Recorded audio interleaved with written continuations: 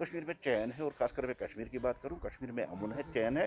वो आपने देखा कि रिपब्लिकन डे पे भी कुछ यूथ खुद अपने से निकल गए, जिनमें छोटे बच्चे भी थे और यूथ भी, और जो बैंड बाजे के साथ जिस तरह से एक पुलिस डिपार्टमेंट या आर्मी या फौज सलामी दी थी, उस सूरत में उन्होंने घंटा घर पर तिरंगा लहरा के वहाँ सलामी दी थी। और अपने आप में दर्शाता है कि कभी जिस घंटा घर पे मिलिटेंटों या हुर्रियत का कब्जा हुआ करता, उनका वर्चस्व देता, और लाल चौक में हमेशा वो घंटा घर पर वर्चस्व की लड़ाई रहती थी।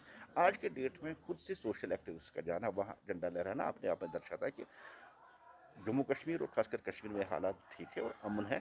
अब कहीं पे जो अटैक्स हो रही, देखिए मिलिटेंट और उनके आकाओं की कमर टूट चुकी है, और जिस रोज़ आए मिलिटेंटों का सफाया हो रहा है, और इस बात से भी ये बावर होता है कि अब कुछ जो लोग बचे हैं वो एक मैसेज देना चाहते हैं कि हम अभी ज़िंदा है, और वो ये बावर कराना चाहते हैं कि हम अभी ज़िंदा है और हम कहीं भी अटैक कर सकते हैं। लेकिन सही मायनों में ऐसा नहीं है। अब में उनके वो हिम्मत नहीं रही, वो सतर्क नहीं, और ना मिलिटेंटों के पास वो ताकत है कि वो आकर सिक्योरिटी फोर्सेस के साथ लड़ सके, सिक्योरिटी पर अटैक करे। अब कहीं कहीं जो पुलिस वाला या कोई सिविलियन घर आके छुट्टी के लिए आता है, तो बुजदिलों की तरह आके, कायरों की तरह आके हमला करके और कायरों की तरह निकल जाना, छुप के निकल जाना, ये अब यही दर्शाता है कि अब वो हिम्मत ही नहीं, अब वो स्ट्रेंथ नहीं है, और ना जम्मू कश्मीर और खासकर अब कश्मीर का कोई जो आम इंसान है इस चीज़ को पसंद नहीं करता है। आपने देखा होगा कि अब पहले जहां हम देखते थे कि मिलिटेंटों के जनाजे पे लोग जमा होते थे, आज वहां जमा नहीं होते। आज जब कोई पुलिस वाला मरता है, कोई सिविलियन मरता है, तो वहां लोगों के सैलाब आके उन जनाजे में शामिल होते हैं। ये अपने आप से लोगों की भी एक मैसेज है उन ताकतों को, उन दहशतगर्दों को, कि हम अब दहशतगर्दी नहीं चाहते, हम अमन चाहते हैं, विकास चाहते हैं, डेवलपमेंट चाहते हैं।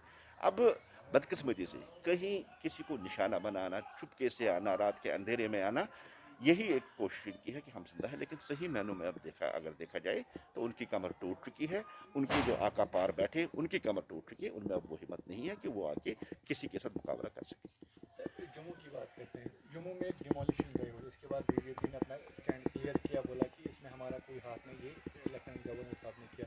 लेकिन कुछ दिन पहले सर डोगरा फ्रंट शिवसेना की जो विंग है वो सामने आई, प्रोटेस्ट किया, हाथों में हथकड़ियाँ लेके थे। वो बोल रहे थे कि जिन्होंने भी कब्जा कर रखा है ज़मीनों में रूपनगर में, उनको हथकड़ियाँ पहनाई जाए, क्योंकि वो शाहीन बाग, उनका शाहीन बाग जैसे जिस तरह से कब्जे में ले लिया गया था, उसी तरह उन्होंने भी वो ज़मीन देखिए, कब्जे सबसे में ली। पहली बात है, जो जम्मू में डिमोलिशन ड्राइव हुई थी वो जेडीए की थी, और बीजेपी की गवर्नमेंट नहीं है, बीजेपी का सीएम नहीं है, इसलिए बीजेपी का उसके साथ देना देनी है, वो जेडीए का, और हमने उसकी मजम्मत भी की।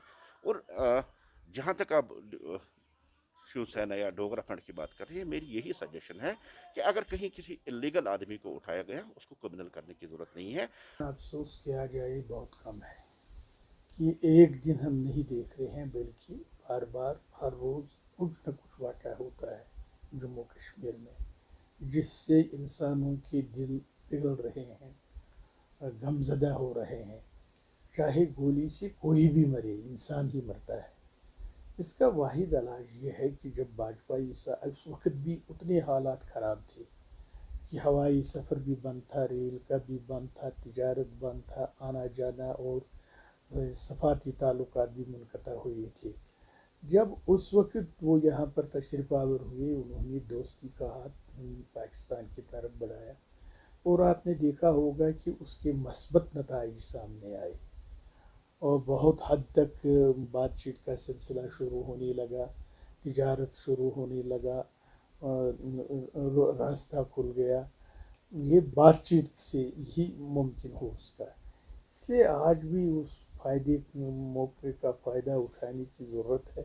बहसत बड़े आबाई, बहसत बड़ा ताकत, एक जमहूरी मुल्क होने के नाते यहाँ से ही दोस्ती का हाथ बढ़ाने की ज़रूरत है, ताकि इस तशद्दुद को रोका जाए। जब तक ये आपस में नज़दीक ना आए, बिल्कुल बातचीत का दरवाज़ा न खोले, जम्मू कश्मीर के लोगों के ऐसे दिन देखने ही देखने हैं।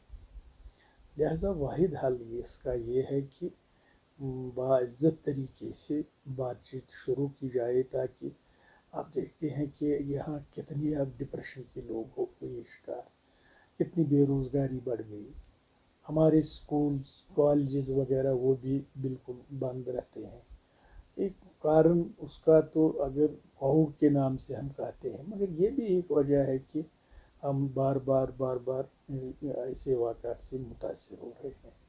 इसलिए हमारी ये गुजारिश है इनसे कि उसी तर्ज पर, उसी तरीके पर بات چیت کا سلسلہ شروع کیا جائے، کیونکہ تشدد قابل نفرت چیز ہے، یہ جس کی مذمت اتنی کرنی چاہے